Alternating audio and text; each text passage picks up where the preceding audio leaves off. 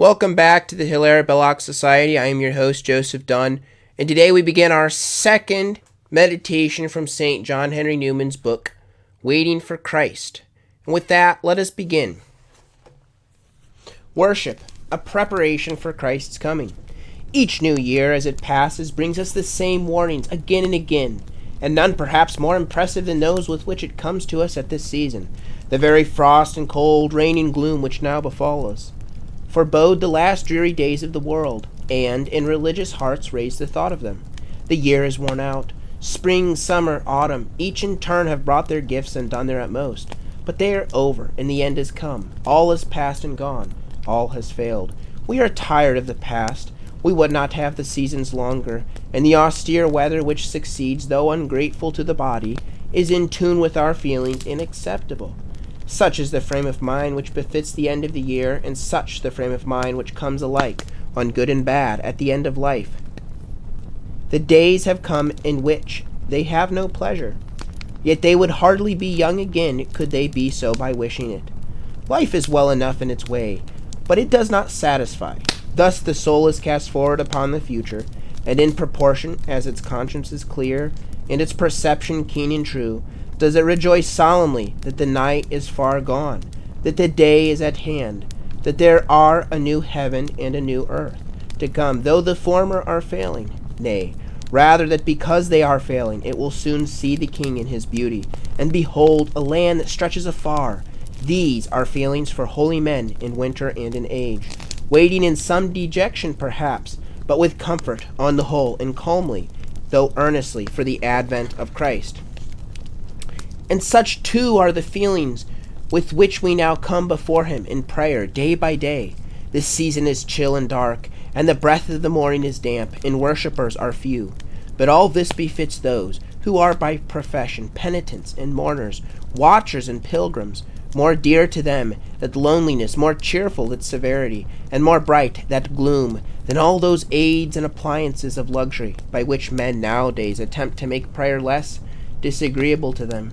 True faith does not covet comforts. It only complains when it is forbidden to kneel, when it reclines upon cushions, is protected by curtains, and encompassed by warmth. Its only hardship is to be hindered, or to be ridiculed, when it would place itself as a sinner before its judge. They who realize that awful day, when they shall see him face to face, whose eyes are as a flame of fire, will as little bargain to pay pleasantly now, as they will think of doing so then. 1 year goes, and then another, but the same warnings recur. The frost or rain comes again. The earth is stripped of its brightness. There is nothing to rejoice in. And then, amid this unprofitableness of earth and sky, the well-known words return. The prophet Isaiah is read in the same epistle, in gospel bidding us to wake from sleep and welcome him who comes in the name of the Lord. The same prayers beseeching him to prepare us for judgment. O blessed they who obey these warning voices, and look out for him whom they have not seen, because they have loved his appearing. We cannot have fitter reflections at this season than these. What may be the destiny of other orders of beings we know not, but this we know to be our own fearful lot, that before us lies a time when we must have the sight of our Maker and Lord face to face. We know not what is reserved for other beings. There may be some which, knowing nothing of their Maker, are never to be brought before him. For what we can tell, this may be the case with the brute creation. It may be the law of their nature that they should live and die, or live on an indefinite period upon the very outskirts of his government, sustained by him, but never permitted to know or approach him. But this is not our case. We are destined to come before him, nay, and to come before him in judgment, and on that, our first meeting, and that suddenly. We are not merely to be rewarded or punished, we are to be judged. Recompense is to come upon our actions, not by a mere general provision of course of nature, as it does at present, but from the lawgiver himself in person. We are to stand before his righteous presence, and that one by one we shall have to endure his holy and searching eye. At present we are in a world of shadows.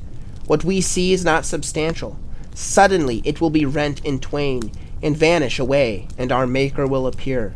He will look on us while we look on him. The end. Please hit like and subscribe. Feel free to share this with your friends. And with that, that's all I have. I hope you have a wonderful Advent. Godspeed. Ave Maria, Our Lady of Peace. Pray for us.